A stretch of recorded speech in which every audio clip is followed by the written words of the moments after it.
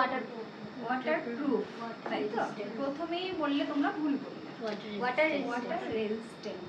Waterproof কিন্তু নয়, makeup কিন্তু কোনোদিন ওয়াটারপ্রুফ হয় না।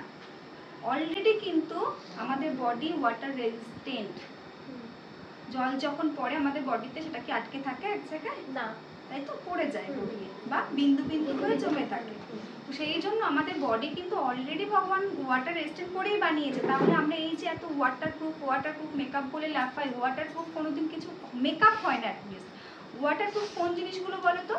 যেগুলো ধরো কোনো দিনও জলে রেখে দিলে নষ্ট হবে না, সেই জিনিসটা হচ্ছে ওয়াটারপ্রুফ। যেমন কি ধরো একটা প্লাস্টিকের বোল, প্লাস্টিকের জিনিস, এই যে বলে না প্লাস্টিক নষ্ট হয় না, আগুনে পুড়িয়ে দিতে হয়।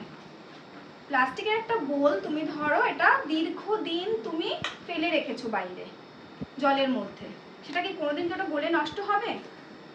হবে না। তাহলে এই যে প্লাস্টিকের জিনিসটা, সেটা কি হলো?